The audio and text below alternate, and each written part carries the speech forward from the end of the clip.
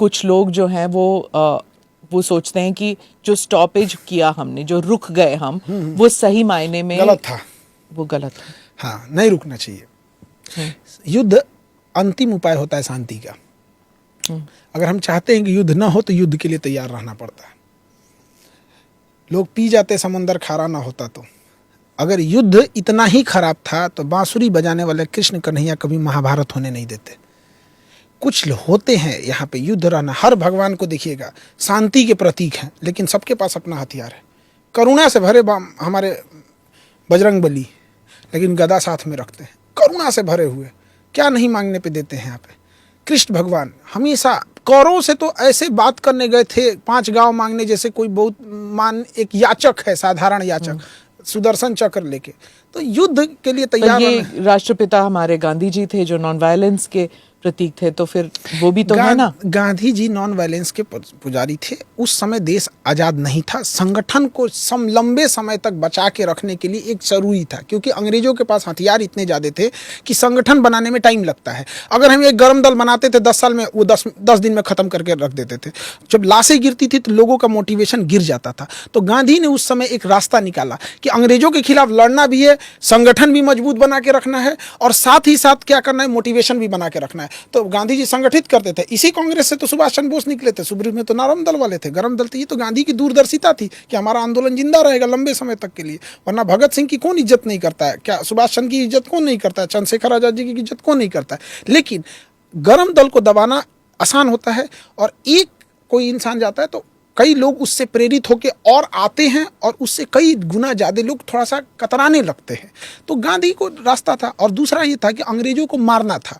तो जब कोई मरीज बीमार होता है तो उसे टेबलेट भी दिया जाता है, इंजेक्शन भी दिया जाता है। तो भगत सिंह इंजेक्शन थे, गांधी जी टेबलेट थे। दोनों नोट पे तो गांधी जी का ही फेस आता है ना। लंबा समय इसमें किसी को लगता है कि गांधी का नहीं होना चाहिए, किसी को लगता है गांधी का होना चाहिए, लेकिन एक आंदोलन को 40 साल तक खींचने वाला इंसान था। हाँ। एक इतना लंबा कार्यकाल किसका था? हाँ। लंबे समय तक खींचा था उस इंसान ने। देश जब आज़ाद हो रहा था तो नवाखली के दंगों को शांत कर रहे थे। सबने अपने अपने हिसाब से कुछ ना कुछ पद जरूर लिया। यहाँ तक तो इस बात का हो गया कि सरदार पटेल को गृह मंत्री, प्रधानमंत्री मिलना चाहिए। हाँ। आपको क्या लगता है कि बनना चाहिए था प्रधानमंत्री? एंटरिम सरकार में देखिए, प्रधानमंत्री जो सरकार चला रहे होते हैं उन्हें पता होता है कि गृह मंत्री इक्विवेलेंट टू प्रधानमंत्री है। गृह मंत्रालय के पास सारा होम चीज की पावर रहती है वहां पे। इलेक्शन होता है इंडिया में 1951 में, और सरदार पटेल जी की आकस्मिक मृत्यु होती है 1950 में। तो फिर कैसे बना सकते हैं जब आप कोई इंसान इलेक्शन से पहले ही मर जाते हैं? तो अब कुछ लोग का कहना है कि नहीं, जो एंट्रीम गवर्नमेंट थी 3 साल की ना, उसमें क्या कर लेते? लॉर्ड माउंटबेटन बैठा हुआ था, आपका सेनापति नहीं था, आप प्रधानमंत्री बन के ही क्या कर लेते? जब सेनापति आपके जनरल बूचर था सेनापति। 1948 की लड़ाई में क्या हुआ? जनरल बूचर ने सेना ही नहीं भेजा, तो क्या कर लेते? तो बस ये है कि हम किसी को पसंद करते हैं, उसके अंध में हम किसी को गाली दे देंगे।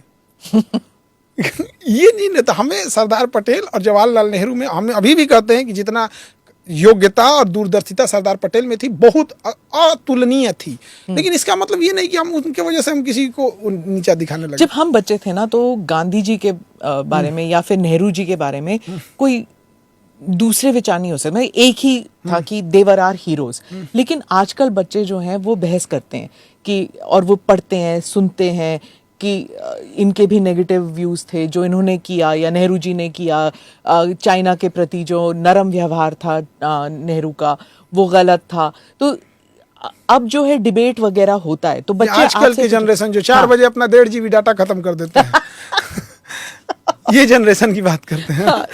जो हफ्ते में कोई काम नहीं करते हैं, फिर भी संडे को आराम देखते रहते हैं। हाँ, संडे को भी आराम करते हैं। मतलब हफ्ते में कोई काम नहीं करना है, संडे को भी आराम करना है, रेस्ट डे। ये जनरेशन जो आज अपने मुखिया के खिलाफ आवाज नहीं उठाता, आज का जनरेशन, इसके सामने एक नॉर्मल 2 कौड़ी का ठेकेदार घटिया मसाला डाल के नालियां बना देता है जिसका ढक्कन टूट जाता है। ये उसके खिलाफ आवाज न उठाने वाली जनरेशन गांधी पे आवाज उठाती है, जो गुलामी में महारानी से लड़ गया था, जो अपने विधायक से नहीं लड़ सकता है, बिना पैसा खिलाए प्रधानमंत्री आवास योजना से घर नहीं बनवा सकता है, वो आवाज उठाता है गांधी सही थे या गलत थे। ये तो बात हो गया। मोबाइल आ गया है, 2 लाइन लिख दो, किसी को खराबी है क्या है?